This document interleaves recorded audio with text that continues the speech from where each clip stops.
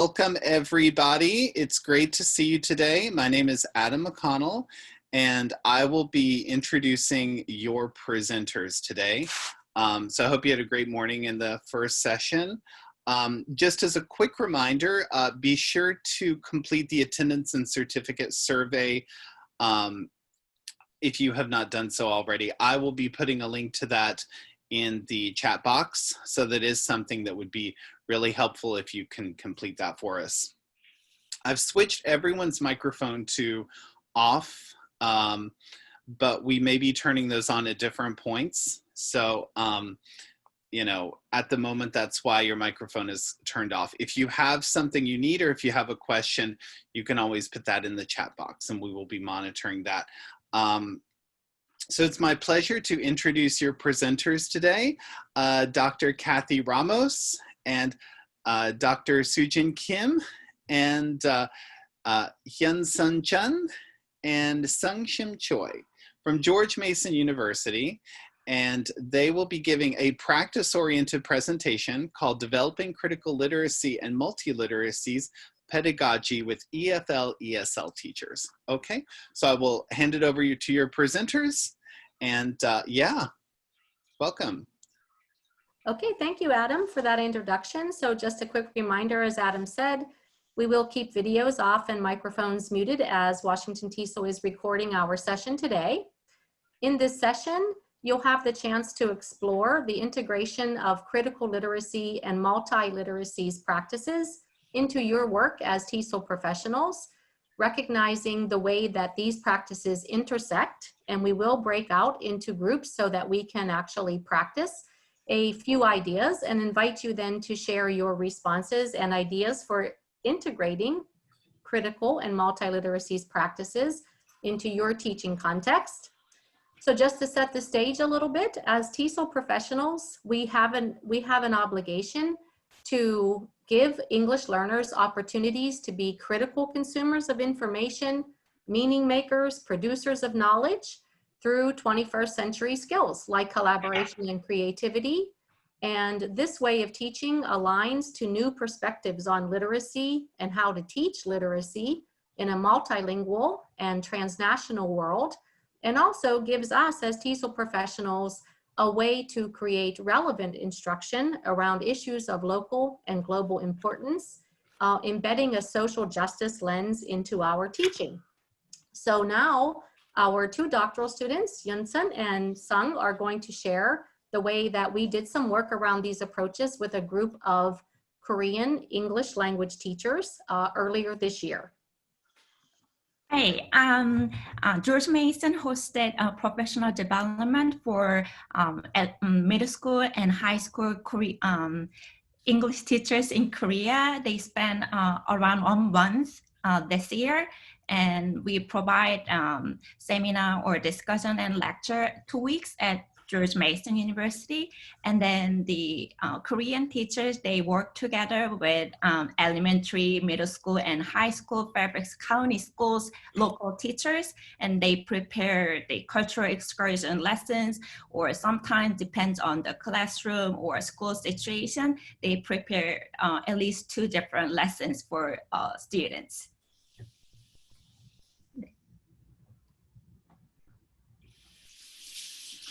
Microphone, Hyunsun. Hyunsun, you're muted.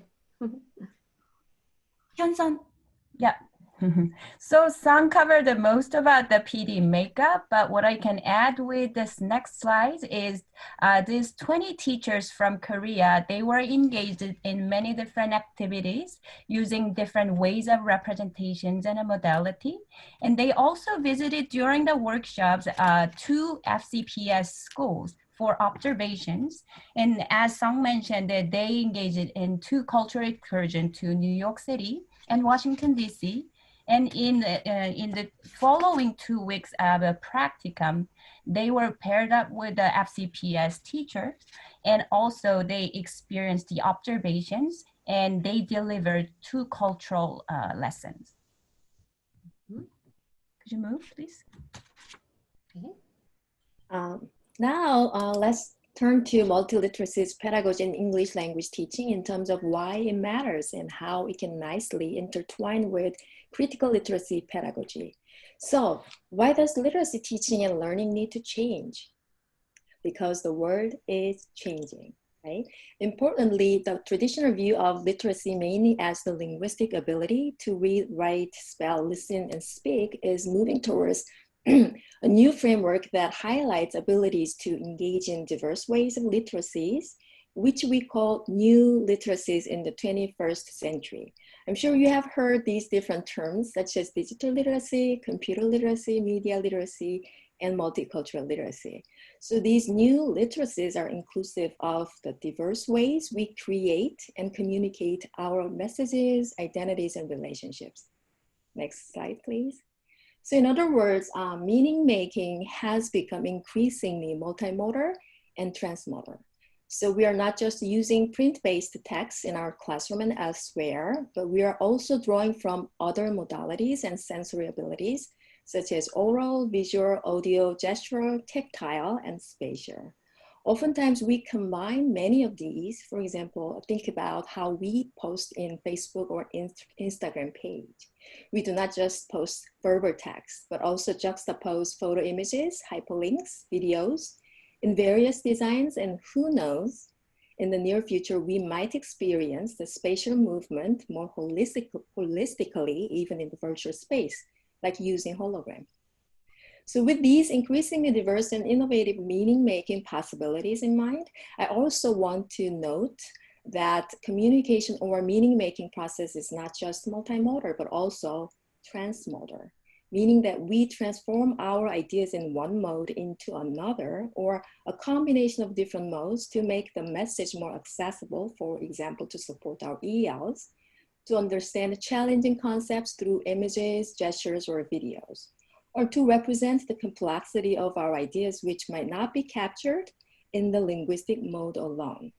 So the implications of transmodal and multimodal teaching and learning in language classrooms or any other content-area classrooms are multifold. So next, please.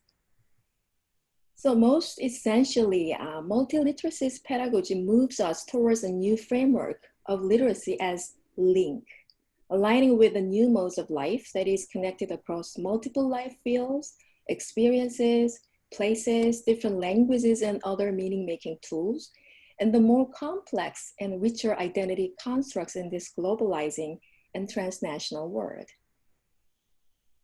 So next, please. So learning in and through multiple modes can support diverse learning styles of our students and promote deeper connection and critical thinking, and also help express our identities and learning in multiple and more complex ways. Finally, multiliteracies pedagogy in our time therefore considers not just cultural and linguistic diversity, next please, slide, but also many critical issues that are political, social, religious, or global, since the pedagogy allows us to view and express ideas and identities from multiple different angles.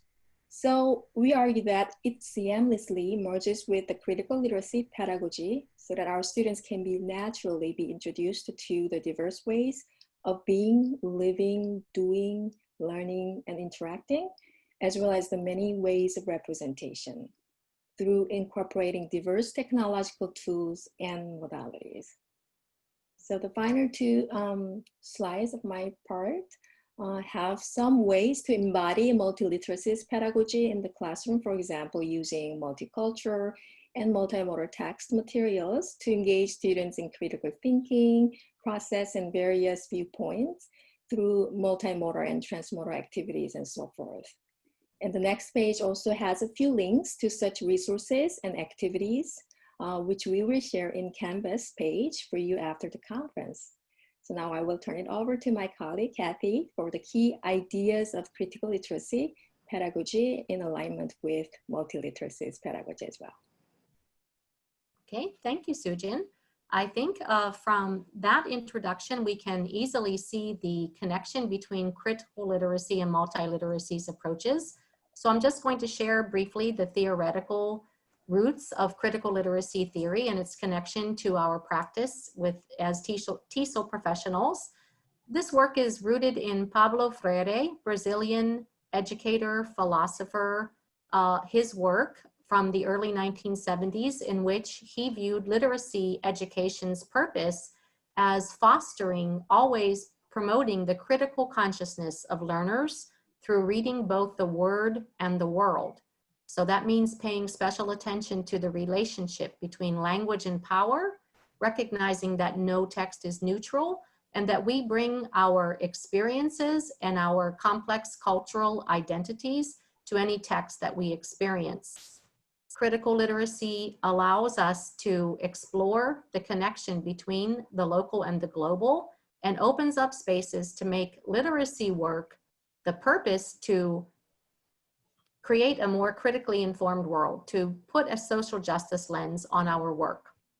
I love these two quotes from Bibian Vasquez, another critical literacy scholar, and she offers that critical literacy is not just an epistemic stance, but a politically and culturally transgressive position that works to create spaces for transformative social actions that can contribute to the achievement of a more equitable social order.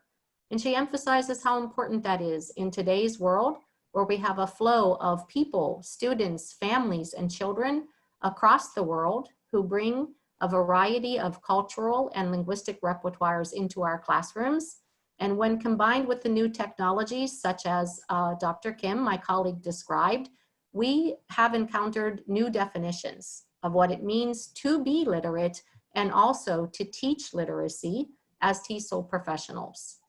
So really, critical literacy is about inviting learners to inquire about the world, right? To use the world as a text and to read the world, as Pablo Freire said.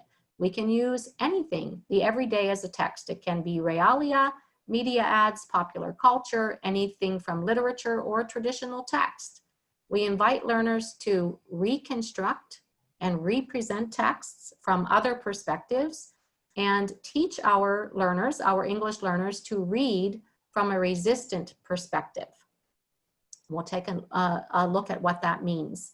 So one strategy, and there are many, there's lots to learn about critical literacy approaches. One strategy is problem posing. So it can be thought of as questioning the author or the creator of the text. Whether it's a text, a visual, an object that we're observing, we can ask our learners to apply a critical analysis to who or what is in that text or visual or object. Who or what might be missing? Whose voices are represented? Whose are marginalized or discounted? So this is what we mean by reading from a resistant perspective. Reading the text, whatever the text is. It doesn't have to be a print-based text. It allows us, this approach, to question the author, to ask, what might the authors or the creator of the text biases and perspectives be?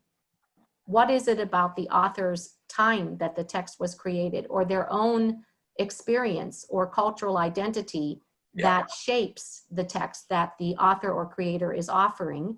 And what might an alternative text look like? So as Dr. Kim explained, when we create alternative text, we can use transmodal text, or just representing. We can see now the connection between critical literacy and multiliteracies, representing the original text to present a different perspective than the original one, okay?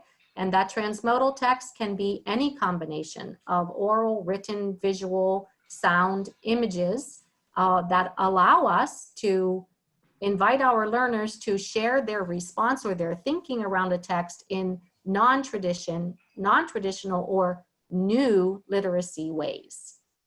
One that we're going to practice shortly is called photo-juxtaposing. It's a problem-solving critical literacy approach in which we can find, as the instructors, two photos that present distinct viewpoints. And then we can ask our learners to use a critical lens to view those photos and explore the way that language and visuals are used to create the author's or the photographer's message, right? And to look beneath the layers of that message to examine the author's or the creator's perspectives and biases, and to think critically about what that text means to us from our own cultural lens.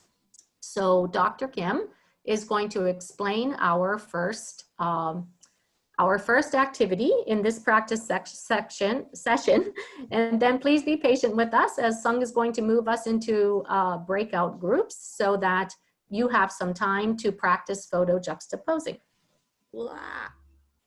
Thank you, Kathy. So now that we have briefly introduced the main ideas of critical multiliteracies pedagogy, we'd like you to engage in a couple of activities to practice the pedagogy yourself and come up with your own idea to apply in your classroom context. So what we want to do is that we will send you to the breakout rooms and show you 2 photo images and look at the 2 juxtaposed photos very closely and think about the following questions. So what are the distinctive viewpoints that are represented in each of the photo? And how do the photographers use language and images to convey perspective? And what is powerful about the images for you and why? So think about why it is powerful to you or meaningful to you. How do people develop these perspectives? How would your students develop their ideas around these photos? How might different viewers, learners experience these photos distinctly? Why? So let's begin our conversation. I think we have 9 people, around 9 people, so we might have 2 breakout rooms. Okay. All right.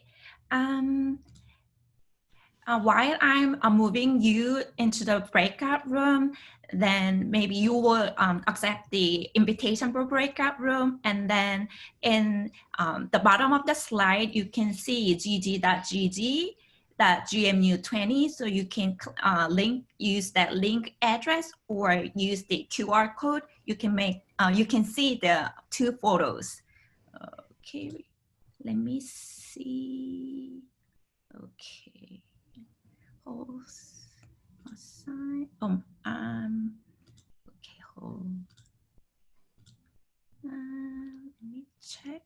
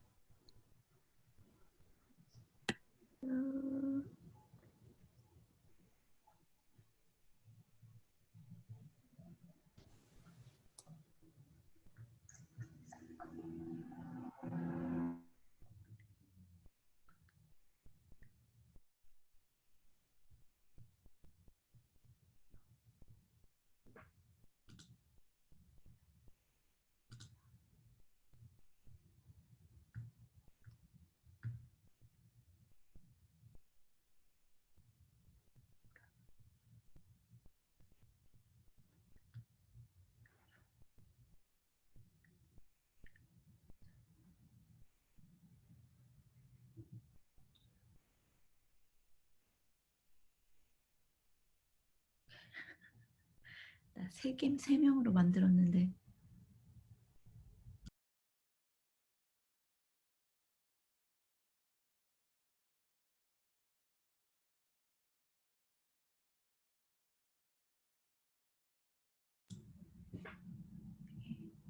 Hi, Laura, are you there?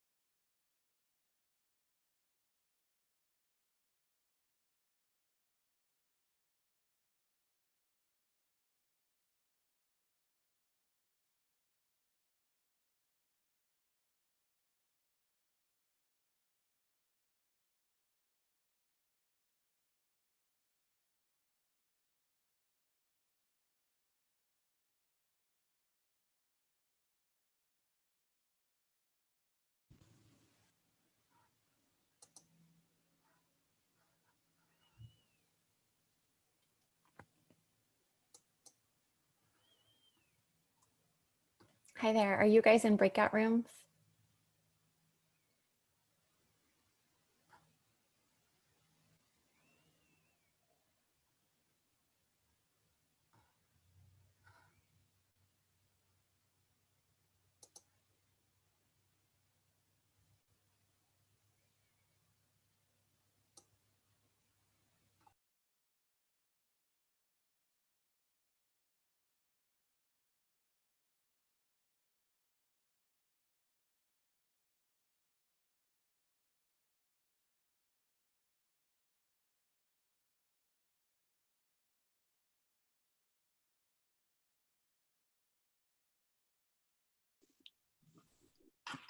Oh, did I lose you?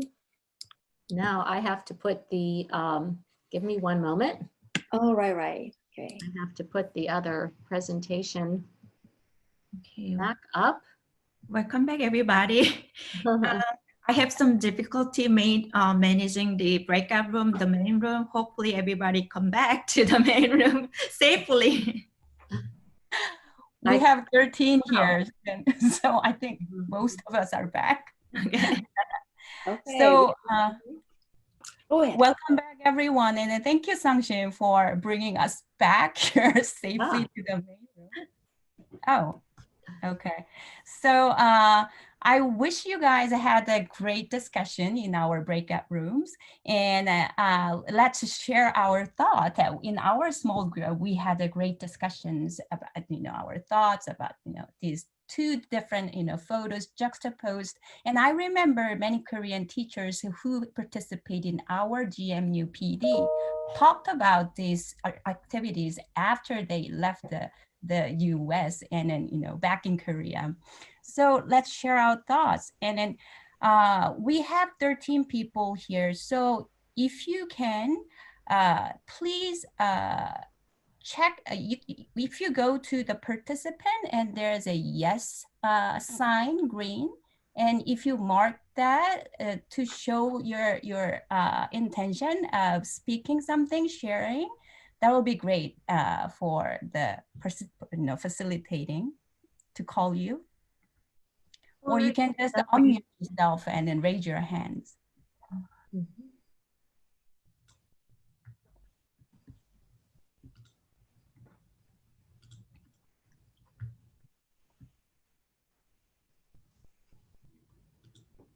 So just to check with Adam, is everybody unmuted now?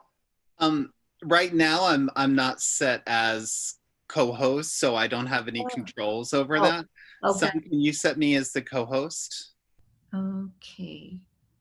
Hold on. It looks like, yeah, it looks like some people are unmuted. Mm-hmm. Okay, so sorry for that. And so we kind of discussed in the session our responses to the photos, but we wanted you to consider now how you might incorporate this practice into your work as a TESOL educator or a TESOL teacher.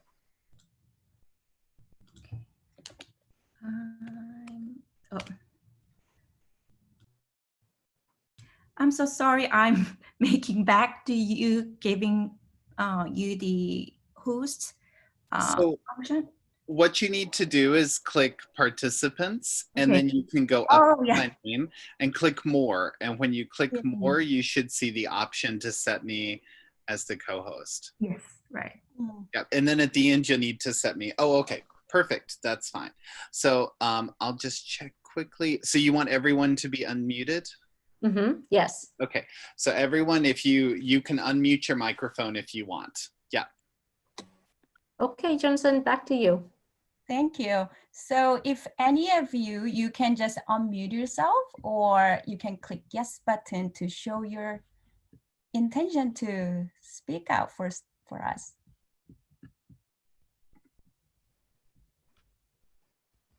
Oh yeah, Jennifer, could you share please? Yeah, I think that it's important that we practice this idea of the varying perspectives, because every story has a minimum of two perspectives, if not more. And so I love this example as a really clear way to engage in that kind of conversation. And as I mentioned in the previous breakout room, the importance of trying to get behind why does someone feel that way rather than just dismissing the way that they feel.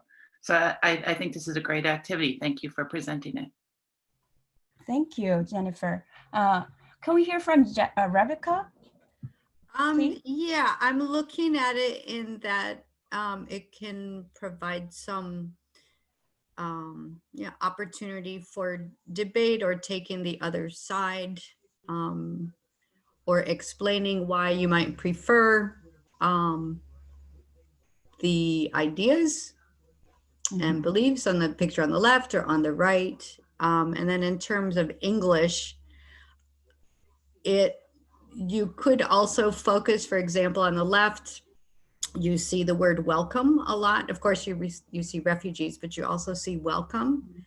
And on the right, you see why. So if you want to focus on the letter W, why do people think they're going to put us in danger? Or why do those on the left want to welcome refugees, and just basic discussion on the difference of opinion. So it's not a lot different than what I believe Jennifer said, just slightly. Focus on the letter W. There are great ideas to incorporate this ideas of photo-juxtaposition in our classroom teaching, right? And I see Laura raising hand. Laura, please. I think this would be good to use as an activity preparing to do argumentative essay writing, because a lot of times it seems like students are kind of looking for which side is the right side that you want me to pick, or they might just sort of pick a side at random and later not feel sure about it. So if we had a discussion around this and did some group brainstorming with photos, it might provide more of a basis for them to choose a side on an issue. Also probably be good for journaling. We do some journaling based on photo prompts. Oh, sounds great. Journaling sounds great. I think we can finally hear from Danny, right? Please. Yes. So I think in addition, let's say you have a lesson where you want to discuss a certain movement going on. I think still at the end of the day, as learners and as human beings, we always want to learn about what's around us in our society. And so I think having visual pictures can just help introduce learners to other aspects of a certain topic, and not just the ideas and opinions, but looking at the individuals who make up a part of a movement to help them better learn about an issue, especially if it's from a different place or a different culture. Right, having even this visual, stimulus itself, give us a different opportunity to engage in different ways. Thank you very much, everyone. I think we can move to the next part of our presentation, right? Yes, thank you, Johnson. Thank you, everybody, for your contributions to that thinking. Just to let you know, the photo on the left was actually taken in England, and the photo on the right was from the United States. Well, we're going to move on to a second practice activity that is allowing our learners to make a transmodal reaction to another text. So this is an excerpt from a novel, a young adult fiction novel by Atia Abawi called A Land of Permanent Goodbyes. If you haven't read it, it's a beautiful read. And I chose just this one excerpt just as an example of the way that we can take a print-based text and create a critical multiliteracies approach as well. So I'm going to read it aloud and you can follow along. The misty sea air let Tarek know that they were very close to the water, but his eyes could only see so far in the dark. He saw branches and lifeless trees as he walked down the sandy path strewn with rocks, abandoned clothing, trash, and feces. They were not the first and would not be the last to use this beach as their point of embarkation. The refugee trail is always lined with the haggard, bloody footsteps of those who came before. The brush they were standing in has felt many feet and heard many languages. It has also been the spot where many soulless bodies have washed ashore. So as ESL professionals, we know that there are so many things we could do with this text, right? And there may be some things we choose to do before we would do the activity that we're about to do.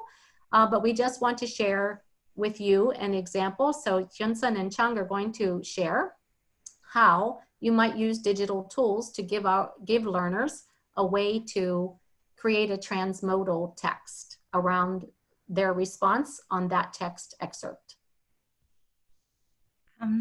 The first example is what I made. So while I'm reading that youth novel, I try to interpret what's going on, and then between the lines, and then if I were in that situation, what is my emotion? How do I feel in that situation? So it kind of searching me some like pictures and then similar situation through the YouTube. So I create my digital tools. Could you move? Oh, yes. Then if you want to see my digital tools or representation of this novel, you can go to gg.gg/SGM-GMU20, or you can use the QR code. So you can use the capital or lower letter, both work. So like, for example, I put the big picture, the little refugee boat on the sea, and then the left one as the YouTube I link to. If I were in that situation, probably my feeling like that. So the similar picture, and then the right one are GIF files. So the in the classroom, student can share these images and YouTube and the sound, and then some like moving images too. Hyunsun? Yes. I'm sorry. Did you want me to stop sharing so you can share that, or can people just see it on their own? Yes, I can share mine. Okay, let's do that quickly just so they can have a look at it. Okay. Yeah. So probably you can see, and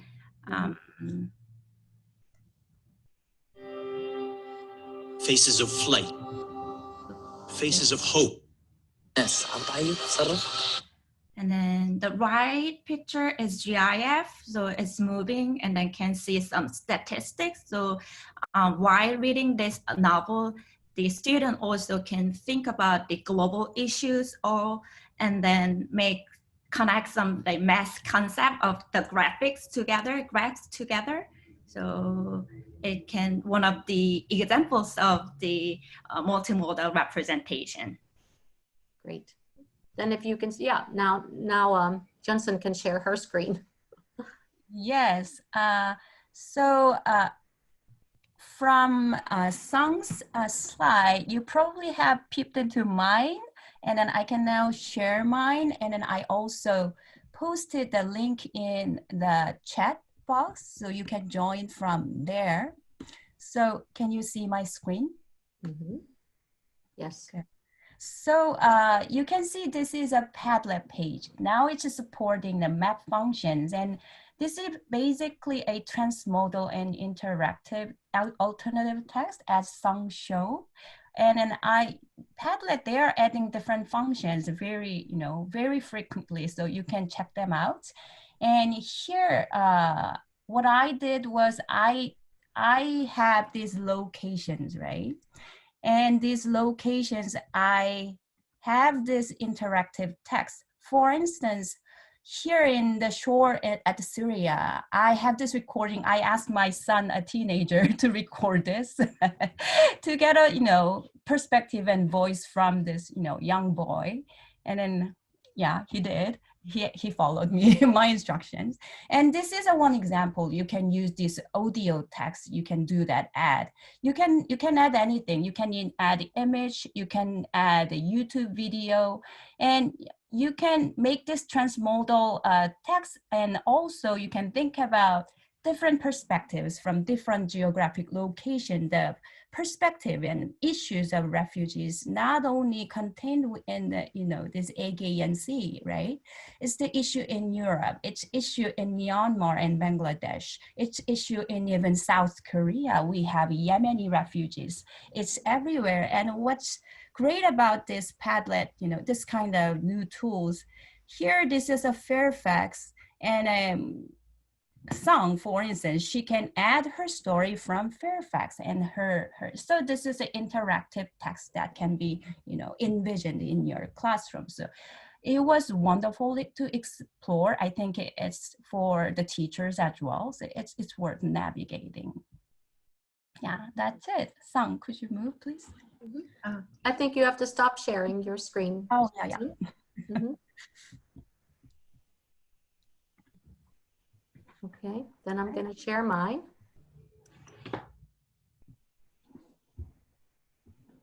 Okay, thank you both so much. Those were wonderful examples. And I think now we are going to move into breakout rooms, maybe just like for four or 5 minutes at the most, to discuss the question that we see there in our small groups, and then we'll come back together. So Sung, if you can send us maybe for 4 minutes into the breakout rooms. Okay, and Adam, oh yeah. Let me, I think we can do, okay. Thank you. Thank you. You're gonna be joined.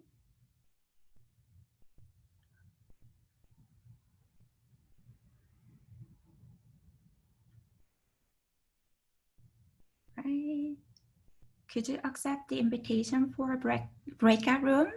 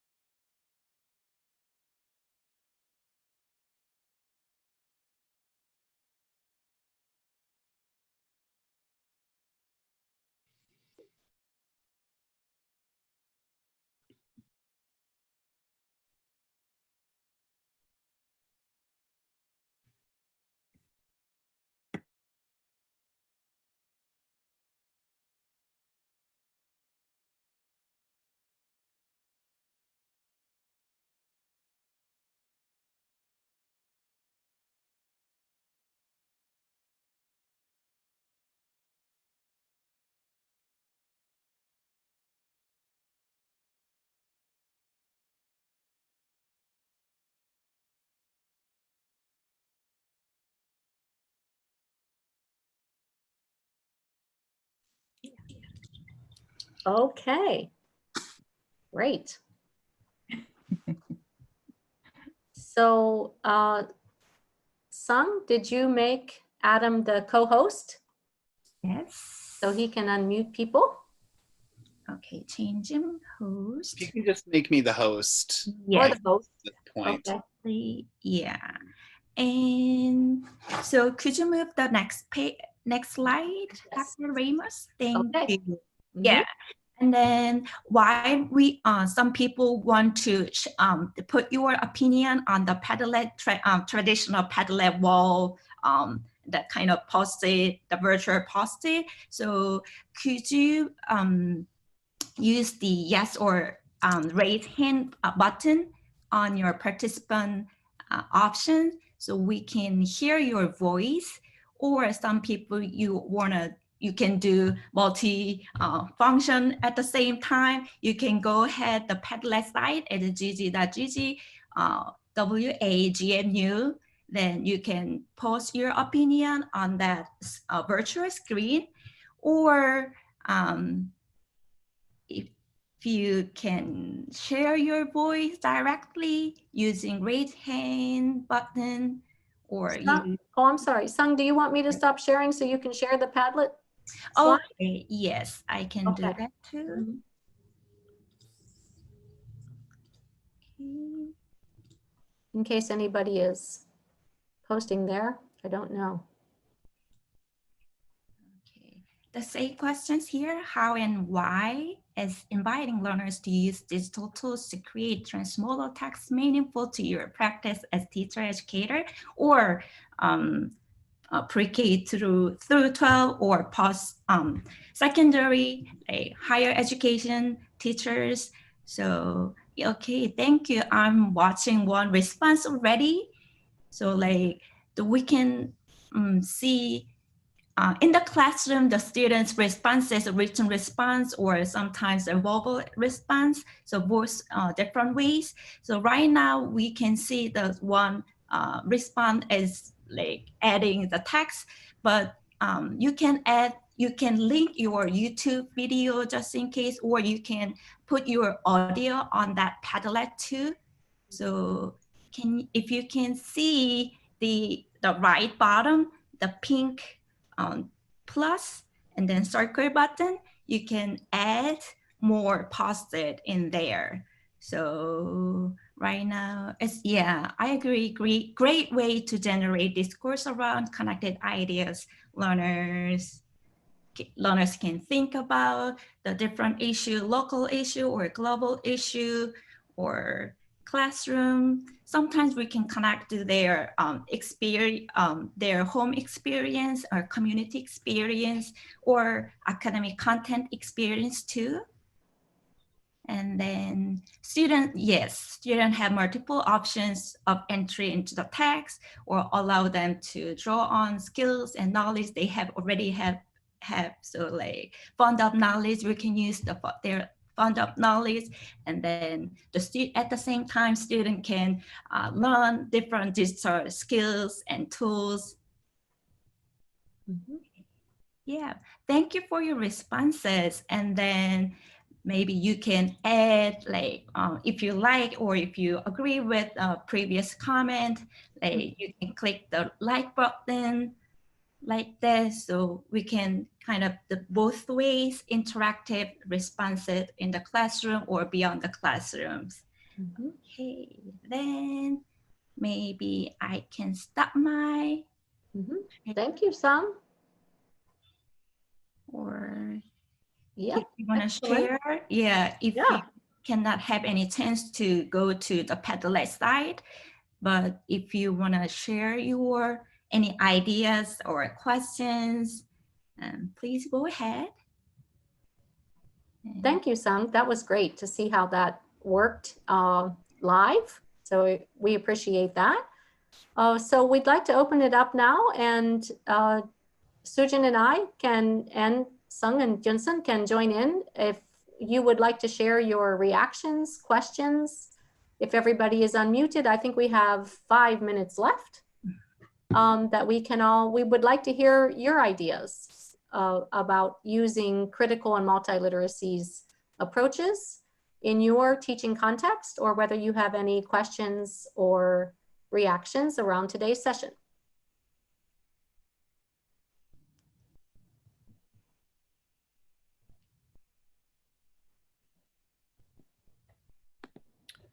I have a quick question. Mm-hmm.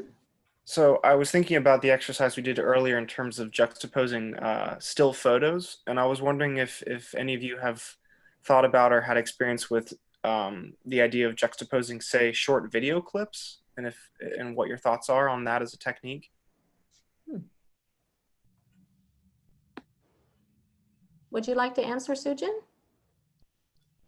So what you're asking is, instead of using images, you can also do videos as well? Is that, did I get it right? Yes, and just if that makes sense, or if that. Yeah, definitely. I think so. Yes, definitely. And then you can utilize the ideas of juxtaposing images or videos, like different viewpoints in different modal forms. I guess any of those are relevant, as long as you make the content appropriate for the grade level and students' needs. So videos idea, I think it's great, because these live streaming videos can give more ideas and more things to capture. So why not? That's how I think. Great, thank you. Thank you so much for the question. I'm also thinking about using the video. The first time I can share my video without audio to students. The student can see only the visual moving. And then the next time you can both use visual and audio at the same time, the actual video. Then student can think deeply what is the visual, and the combination of visual and audio can create further thinking for that. That's a great idea. Mm-hmm.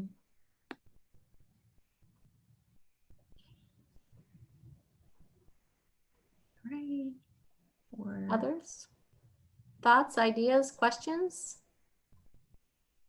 Really, ideas are great for sharing in this space how you might use critical and multiliteracy integration in the work that you do. I just read from the chat box, Jennifer Dalzell shared her thought, great ways to make the content very learner-centered. Yeah, that's very important for learner-centered. Mm. Mm-hmm. Thanks, Jennifer. Thank you.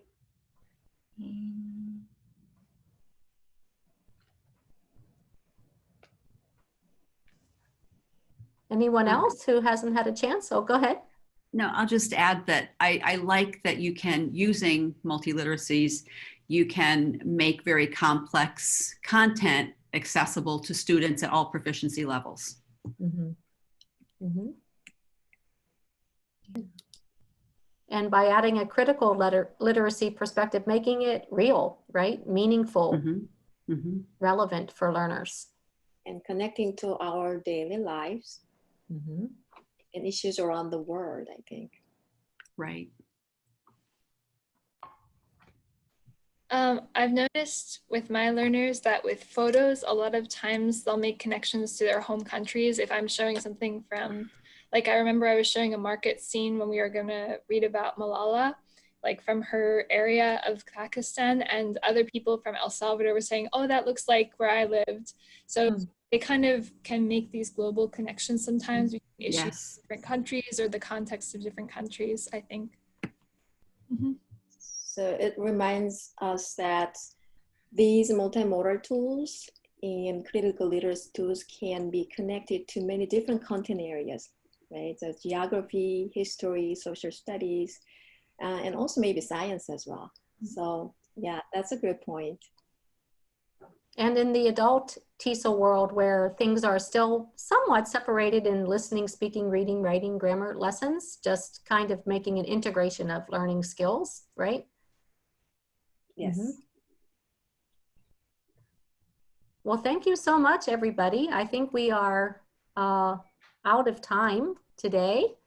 But we have our emails there and would encourage you to please reach out to us if you have any other questions or experiences that you want to share with us. And we will also post this PowerPoint and some resources on Canvas for you to access.